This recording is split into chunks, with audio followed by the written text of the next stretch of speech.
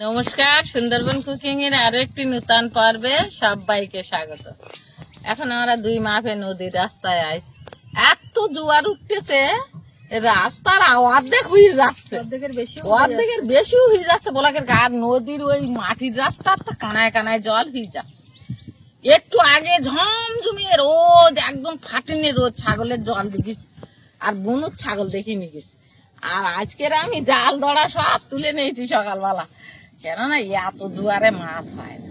আর এগোনে প্রচুর হাফ যাইয়ে জালে হাফজা জড়াবার আগে আমি জাল তুলে নিছি। তো সব গুছিয়ে তুলে নিছি, কারণ এখন আর দেবো না।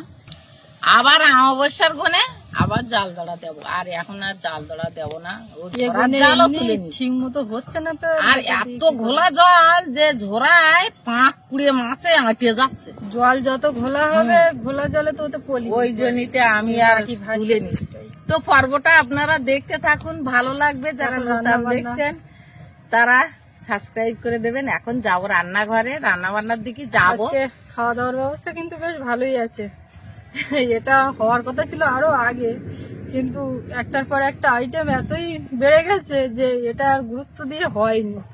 সেই পূজার আগে নিয়ে এসেছিল বিরিয়ানি চাল মশলা সবকিছু বাজার করে, কিন্তু সে আর হয়নি। পূজার সময়তে বড় ইলিশ খাসির মাংস এটা ওটা করতে করতে সে বিরিয়ানির দিকে আর যাওয়ার মতন, মানে একটা গ্যাপ যে পাওয়া যে এই ফাঁকে করবো, সেইটা আর হয়নি। তো আজকে একেবারে সকালবেলার দিকে বাবা বাজারে গেছিল, তো মাছ শাক কিছু না পেলে বাড়ির থেকে যাওয়ার সময় বলে যাচ্ছিল যে কি নিয়ে আসবো, নদীর মাছ কি মাছটা বলে। এবার বলে দিয়েছিলাম যদি মাছ শাক কিছু না পাও তাহলে মাংস আনলে বিরিয়ানিটা হবে। এবার যথারীতি মাছ আর পাওয়া যায়নি, বিরিয়ানি হবে। এখন মাংস আনা হয়ে গেছে, ঝটপট করে গিয়ে বাড়ি গিয়ে রান্না বান্না। এখন বিরিয়ানিটা হলে সেই দিন সময় বিরিয়ানি করতে হয়তো সময় লাগে না, কিন্তু ওর দমে বসিয়ে দিয়ে রাখা সেই সময়টা একটা বড় সময়, ওই জন্য তাড়াতাড়ি করে করতে হবে। সঙ্গে থাকুন এখন আপনারা। যাই দেখি রান্নাঘরের দিকে, প্রচুর জল উঠছে। এইটা নদী রাস্তার উপরে দেখলেই না কেমন যেন একটা হয় মনের ভিতরে। আমাদের এই দ্বীপের চারদিকে কোনো রকম সমস্যা হয়নি, তবে আমাদের পাশের দ্বীপ ঠিক বলবো না, এখান থেকে আরো দুটো দ্বীপ পরে, দুটো তিনটে দ্বীপের পরে রায়মঙ্গলের পাশে পুঁইজালি দ্বীপ রয়েছে। তো পুঁইজালিতে কিন্তু গতকাল নদী বাঁধ এক জায়গাতে বসে গেছে, তো একটা বিস্তীর্ণ এলাকা প্লাবিত হয়েছে। ধান খেতে জল, প্রচুর জল উঠেছে। তো খবর এখন সুন্দরবনের থেকে, সুন্দরবনের খবর পেতে সমস্যা, মুঠো ফোনে পৃথিবী বন্দি যেখানে। তো পুঁইজালিতে এরকম একটা ঘটনা ঘটেছে। এরকম ঘটনা এখন যেখানে ঘটবে ধান ক্ষেত ক্ষতি, নোনা জল উঠলে ধানের ক্ষতি। এই সময় নোনা জল উঠলে ক্ষতি, কিন্তু ওই বৈশাখ জ্যৈষ্ঠ মাসে না জ্যৈষ্ঠ মাসের দিকে যদি নোনা জল ওঠে বা আষাঢ় মাসে, তখন কিন্তু ধানের ক্ষতি হয় না, প্রচুর মাছ হয়। মাটির শক্তিও বাড়ে, জল উঠছে। এখানে তো উঁচু বাঁধ, তাই এখানে এতটা জল কানায় কানায়। এইখানে থেকে জল ওঠাটা অতটা হয়তো ফিল হয় না আমাদের, যে এই উঠেছে ঠিক আছে। কমলের ওই গেস্ট হাউসের সামনে, কমলের গেস্ট হাউসের সামনে 1-1.5 হাত বাকি আছে জল। সেটাই বলছি, ওটা ওইখানে রাস্তা ছোট সরু রাস্তা, এই রাস্তার মাথায় গিয়েও ওইখানে দাঁড়ালেও সেম একই অবস্থা, মনে হয় যে এই ভাঙলো। কালী পূজার গণ কিন্তু বিশেষ করে সারা বছরই পূর্ণিমার গণের থেকে অমাবস্যার গণ বড় হয়। আর এই যে কালী পূজা যে অমাবস্যাতে হয়, শ্যামা কালী পূজা, এই গণটা এরকম বিরাট জল ওঠে, এর থেকে আরো জল বেশি উঠবে। ছোট বাচ্চাগুলো উপরের ঘরে ছিলাম, বলি ওরা একটু শুকনো থাক, সেই উপরের ঘরের নিচের সব লাভ দেবে। ওরা বরং ওই জলের থেকে এখানে ভালো আছে, এই জন্যই তো দিলাম এখন, এখানে বেশ দিলাম। তাই এরা তো দেখছি পেরি হাঁসতে দেখছি কামড়াচ্ছে না, কারণ ওই দুদিন এই ঘেরে ছিল না। এবার উপরের ঘরে ওরা ডাকতে, নিচের ঘরে এরা, এবারে ওরা মানে ওই উপরের ঘরে তো সব নিচে লাভতে পারি। মা এবার ঘুমাও মা, ওই দিয়া বাবা দেখো তো, কই বাবা কই, এই তো চোখে জল, কানছিল, সৌরভ রাস্তায় নিয়ে আসছে। কি গো মা, ও মা,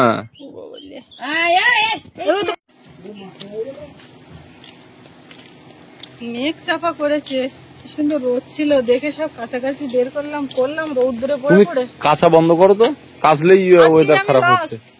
আর আগামীকাল গেস্ট আছে, আর কাছাকাছি চাপ নেই, তখন ওই দিকে যেতে হবে, এই দিকে ঝামেলা অতটা মিলে হবে না। তাহলে কালকে থেকে যেন ধরে থাকে, গেস্ট আসলে যেন বৃষ্টি না হয়, এইটা তোমার কাছে আমি বললাম। আচ্ছা, আমি তো বন্ধ করার মালিক, বন্ধ করে দেবো। বললে আমি কাজ বন্ধ দিলে, কাঁচা বন্ধ দিলে হবে না। আমরা সপরিবারে রান্না করি। সোনামা এসে বসে কইসে প্লাস্টিকটা, এই লঙ্কার প্লাস্টিকটা এইরকম করে টেনে নিয়ে করলো, তারপরে ওই হাতে একটা দিয়েছে, তো ওটা ফেলছে, মুখে দিচ্ছে, এই করছে। তারপরে আবার হাতটা ধুয়ে দিলাম, আচমকা একেবারে প্লাস্টিক ওইভাবে টানবে তো বুঝতে পারিনি।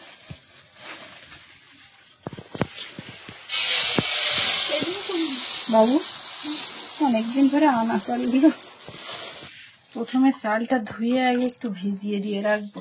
এই চালটা লাগছে ভাব নাকি? এরকম একটু থাকে, অসুবিধা নেই। ভালো চাল, ভালো চাল, দামি চাল। বাবু এই আলু ছাড়ানোর কাজটা ভালো করছে। কেন এটা হাত দিলে হবে না।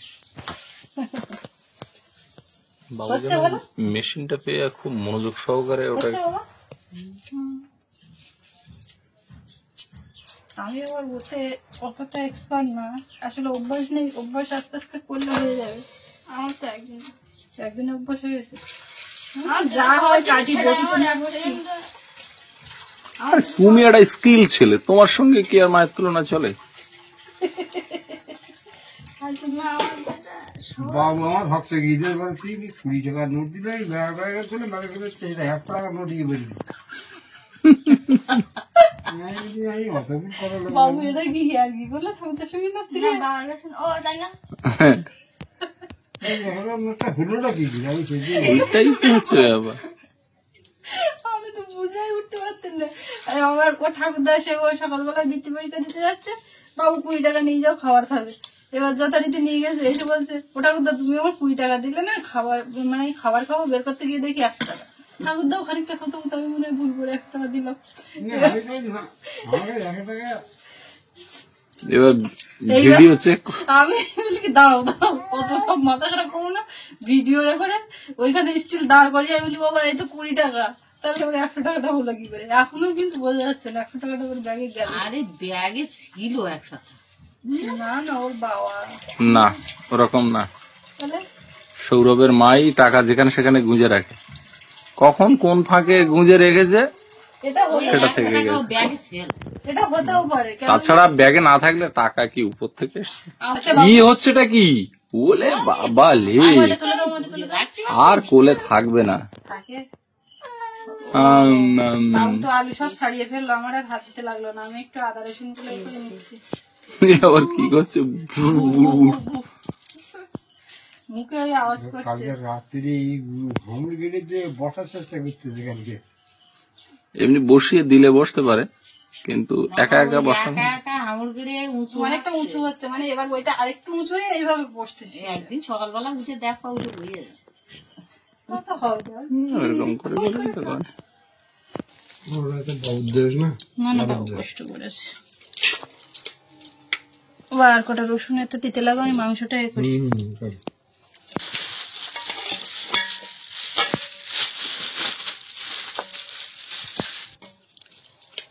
মাংস একেবারে পিস করেই আনা, একটু বড় সাইজ করে। তো এখন একটু দেখে শুনে নিয়ে ধুয়ে নেই। সৌরভ একের পর এক স্টেপ বাই স্টেপ কাজ করে যাচ্ছে। সৌরভ অনেক হেল্প করেছে, এই যে এটাও করে দিল। তবে যে আজকে বিরিয়ানি হচ্ছে বলে সৌরভ হেল্প করছে, এই ব্যাপারটা একদমই বলবো না, বলা উচিত না। তাহলে সৌরভকে খাটো করা হবে। সৌরভ এখন আমার হাতে হাতে অনেক হেল্প করছে। আর আমার এদিকে উনুনও জ্বলে গেছে, সেলাই করা কাঠ একদম জ্বলছে ভালো, ঝটপট হয়েও যাবে। সৌরভ সে আগের লুচি বেলছিল, আর কবে অনেকদিন আগে বেলেছিল আমার মনে নেই, দর্শক বন্ধুদের মনে আছে বলে সুস্মিতা তোমার মনে নেই, সৌরভ লুচি বেলেছিল একদিন রাত্রিবেলা, ঠাম্মারা ছিল না তখন বেলেছিল নাকি বলছিল। কড়াইয়ে তেল দিয়ে দেবো, আর একদম লাস্টের লুচি বেলাটা কড়াইয়ে তেল দিয়ে একটু গোটা গরম মশলা, আর বাবার বললাম গাছ থেকে একটু তেজপাতা দিতে, কিন্তু দুটোর বেশি যেন না হয়, গেলেই তো বেশি করে ছিঁড়ে ফেলে। পেঁয়াজ কুচি,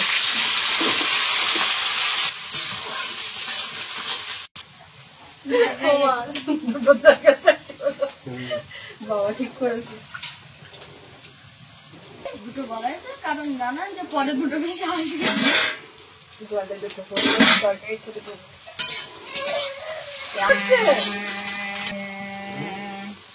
আদা রসুন বাটা।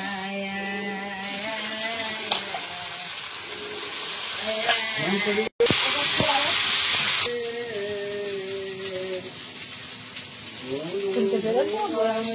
মুখটা খুলতে পারে না কত করে আমার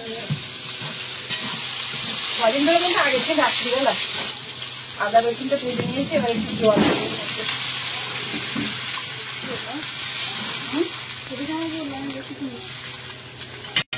লবণ দিয়ে দেবো একেবারে স্বাদ মতো। কিরকম কথা হচ্ছে বলুন দেখেছিস বাবু? হ্যাঁ এটা একটা হচ্ছে,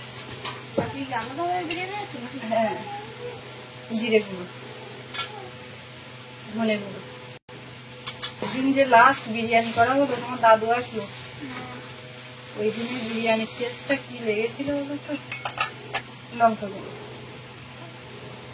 আলু দিয়ে দেবো এর মধ্যে। এটা কিন্তু বেশ একটা আলুর দম ব্যাপার চলে এসছে। কিন্তু না কিন্তু না, রেখে দেবো। মশলাটা একদম কষানো দারুণ হয়েছে, আলুর গায়ে গায়ে হয়ে গেছে। আরে বাবা ওইটা লাগছেও জানি। এবারে বিরিয়ানি মশলার মধ্যে এলাচ লবঙ্গ সব মানে মশলা আধ ভাঙা টাইপের, 1 চামচ ঘি।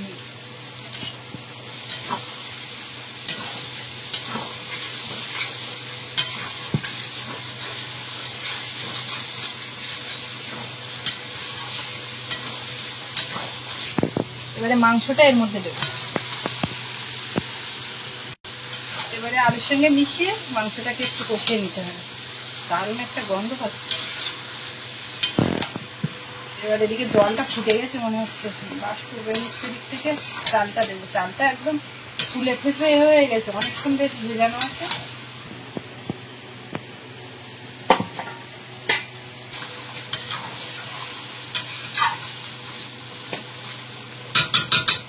এদিকে জলের মধ্যে একটু লবণ দেবো, গোটা গরম মশলা, একটু সাদা তেল,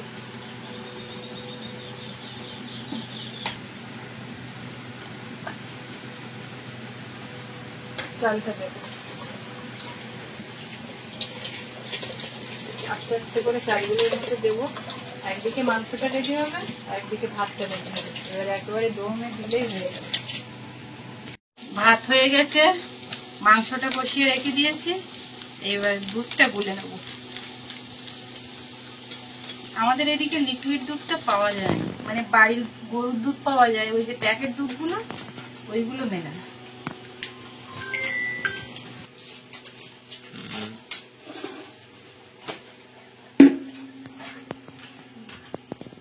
হ্যাঁ ও আসুক, তুই তোর মতো চলে আয়। আর ওই তোর আসতে কতক্ষণ লাগবে? বাড়িতে বিরিয়ানি আজকে হচ্ছে, সোজা আমার এখানে চলে আয়।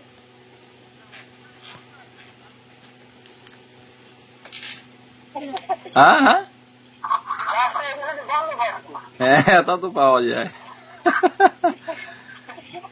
আয় দুপুর, হ্যাঁ বুঝতে পেরেছি। তা তুই চলে আয় ওখান থেকে সোজা।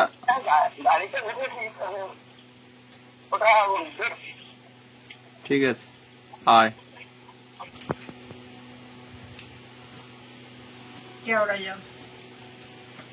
কমল ভিডিওতে মিটিং ছিল, ওখান থেকে ফিরছে। তারপর তোমার নিমন্ত্রণে কি বলবো? বললো যা বললো ওই তো শুনলে, দেখছি। যদি বলতো ভাবছি তাহলে জানতে হবে মোটে আসবে না। যদি বলে যে দেখছি তাহলে সম্ভাবনা একটা আছে, আর যদি বলতো আসছি তাহলে আসছে। তারপরে এখন বর্তমানে সম্ভাবনায় আছে। হ্যাঁ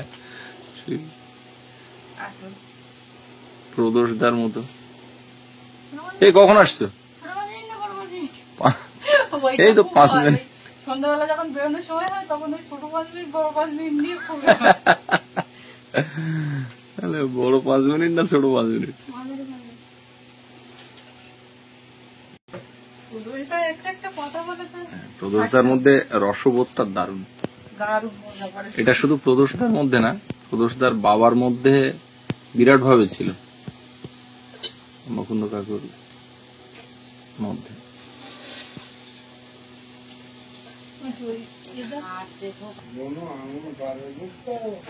নিচে একটু ঘি দেবো।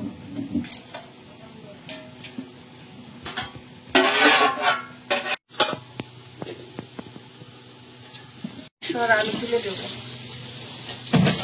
আমার মুখে একেবারে ভাত হয়ে যাচ্ছে। আবার তোমার আবার তোমার আবার তোমার মানে তোমার ভাত, তারপর মাংস, তারপর গোলা জল, তারপর আবার মাংস, আবার মাংস, তারপর আবার গোলা জল। বাবুরা শিখে গেছে, তা আমার মনে হয় না আমার বিরিয়ানি করতে লাগবে। শর্টকাটে জানো, প্রথমে মাংস কষা নিতে হবে, তারপরে ভাতটা ভালো করে মানে আচ্ছা সেটা মশলা কোথায় গেল? তাহলে এতদিন তুই করিস নি কেন? তুই করবি, সবাই খাবে। পরে আমি দিই। একটু কাঁচা লঙ্কা গুলো কই গেল? নিচে দিয়ে দিই, সব ভাপা হয়ে যাবে। একটু নিচের দিকে দিলে তাড়াতাড়ি।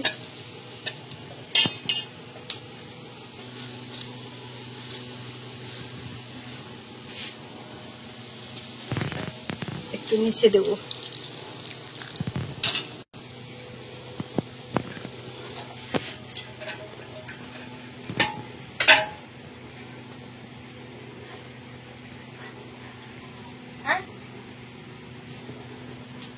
কানে কানে কথা হয়ে গেল। ওর যত সমস্যা মার কাছে।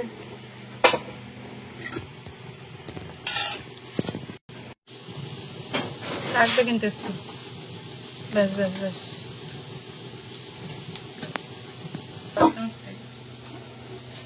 কি হলো? একটু ভাত মুখে দিই।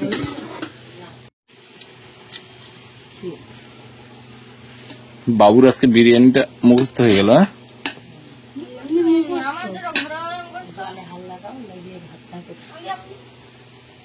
আমাদের দেখো এইটা একটু রং দিলে ভালো হতো। পুরো ভাত কিন্তু সাদা দরকার নেই, দরকার নেই। ভাত তার সাদা। দায় কিন্তু আমার না। স্বাদে গড়বড় হলে দায়টা নেবে। ওই দেখতে সুন্দরী দরকার নেই, গুণ থাকলে হবে। আমার যেটা ঘরোয়া মুখস্থ, ভাত রান্না করবো, তারপর মাংস ভাজি করবো, তারপর বেলিয়া দিয়ে দেবো। বাবা, এমন অনেক রকম তোর বাবা একটু হবে না? এখন এইটা দিয়ে চাপা দিয়ে সব বাইরে হাওয়া খেতে দেবে। বাইরে একটু হাওয়া খেয়ে নাও, ওদিকে দমে দেওয়া। এখানে এগুলো কে কেটে দিয়েছে এগুলো? ও মা কেটেছে, তোমার মা। মাঝখানে আবার কলা পাতাটা কাটা হলো, ও আবার চাল টান করলো। এই যে অনেকটা সময় গেছে, ভাব উঠছে না একটুখানি। সবটা নিয়ে এসে সব। এই যে আস্তে আস্তে সব তোমার দিকে দিচ্ছি। বাবু পুরো ভাব উঠে গেছে। একটু এদিকে দাও। আমাদের ছানার কই? এই যে ওদিকে পাতাগুলো আমাদেরকে দাও একটু একেবারে। গুঁড়োই ভালো তাড়াতাড়ি। আগে বিরিয়ানি কিন্তু বেশ ভালো হয়েছে বৌমা, দারুণ লেগেছে আজকে। দারুণ হয়েছে বিরিয়ানিটা। দেখাচ্ছে বলো তিনজন কলা কোথায় খাচ্ছে তো। আমার এই সব রান্না বান্না করে উঠে তারপরে এই খাইয়ে দাইয়ে সন্তান আমার প্ল্যানটা কিরম বলো? ওর প্ল্যানকে সাধুবাদ জানাতে হয়। না সত্যি কথা, থালায় দিলে একটা ইয়ের ব্যাপার, জুড়ানো মানে ঠান্ডা হওয়ার একটা ইয়ে। আর আমি এই গামলায় তুলছি, যার যা লাগবে এখান থেকে নেবে।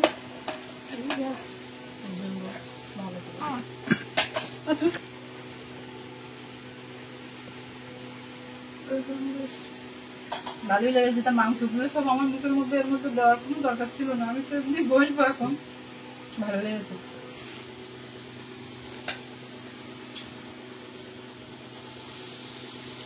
দেখে শান্তি, এই হচ্ছে ব্যাপার। আর কয়েক মাস পর মেয়েটাকে মাঝখানে বসিয়ে দেবো, আমি রান্না বাড়া করে সবাইকে খাওয়াবো। এইটাই যাক আমার শান্তি। ও মামা না না, ঝাল মাখাচ্ছি, ঝাল ঢোকেছে। সেই আগের দিন বলে চাউমিন খাওয়ার সময় দেখি মা মুঠো করে খাচ্ছে, আর মানে এডিট করার সময় দেখতে পাচ্ছি। এবার কন্টিনিউ খাওয়াবো, তা ওই খাওয়াবো এরকম অভ্যাস ওইরকম হয়ে গেছে, তো আর কি করবো। বলে মাসিমা ভাত খাচ্ছে না চাউমিন খাচ্ছে। অ্যাকচুয়ালি হাতের মধ্যে মুঠোর মধ্যে না আসলে মুখে ঠিক করে দেওয়া যায় না।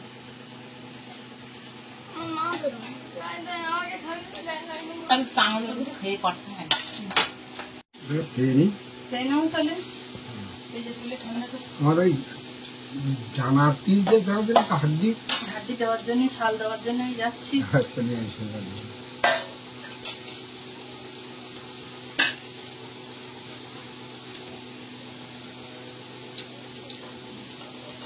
বাবু যা যা খায় বাবু তা সেটা করে দাও।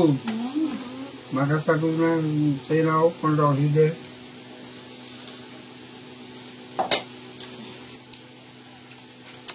বলছি আয় না, তুই আসলে খাবো, ওরা খেয়ে উঠছে, তুই আর আমি খাবো, তুই আসলে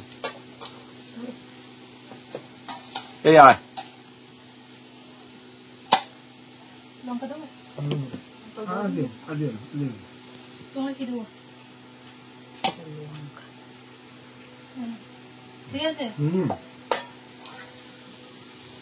আমার কি ছেলে আর পিস মাংস দেন? মাংস তো মার আমি রাখতে যাবো। কেন? এই শরীর মাংস।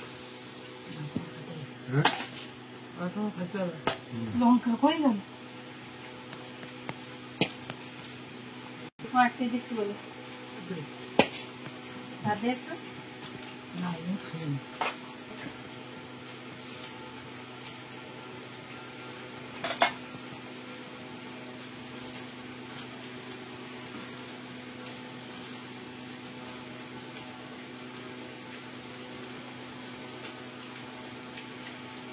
বিরিয়ানিটা কিন্তু হেভি হয়েছে। দারুণ হয়েছে ভাই। আর আমাকে বাড়ির চালি করে ওইরকম হেভি হয়, কিন্তু এই চালটা পুরানো চাল, বেশ ভাতও ভাঙে, বেশ ঝুরঝুরে ভাত হয়েছে হেভি। বাড়িরটাই হয় ছোট ছোট ভাত, এটা লম্বা ভাত। এটা লম্বা ভাত। তা আমি ভাত মাগিয়ে খাই। লম্বা ভাত ভেঙে মোটা।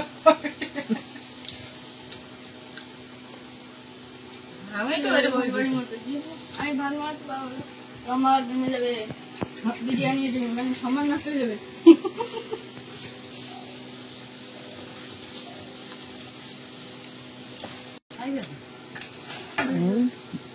গোসবাতে গেছে আসছে।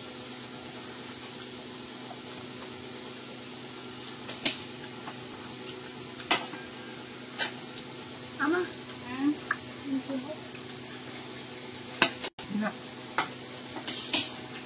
তোমার না তোমার না আমার বুঝলো।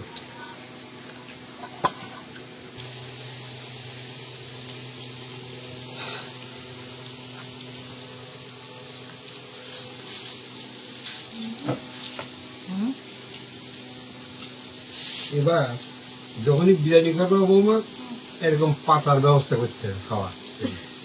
পাতায় কি টেস্ট এখন দেখতে না পারি? টেস্ট বেশি না, এই পাতা তাড়াতাড়ি জুড়েও ভালো, আর অনেকটা চওড়া জায়গা না। থালায় হলে গরমে ঝুঁটো তারা বিরিয়ানি হলে তোমার দাদু দিদিমার অতটা না, বাবার কথা মনে ভাবি। আর যখন আসি আমি চেষ্টা করি বিরিয়ানি করার, খুব পছন্দ করে।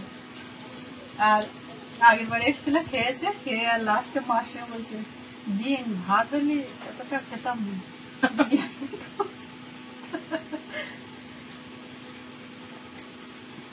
পছন্দ করে ভাত। আসলে আমার বাবা আসে আর ওই দিনের দিন তাড়াহুড়ো করে চলে যায় তো, আর এটা করতে একটু সময় লাগে, দম দিয়ে ওয়েট করার ব্যাপার, ওই জন্য শেয়ার হয়ে ওঠে না।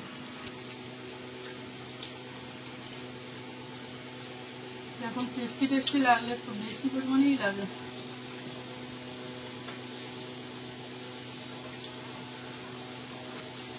তো আমরা তো এই খাচ্ছি, এবার ও খাবে, সুমনদা আসবে বলছে, একসঙ্গে বসে খাবে তো না।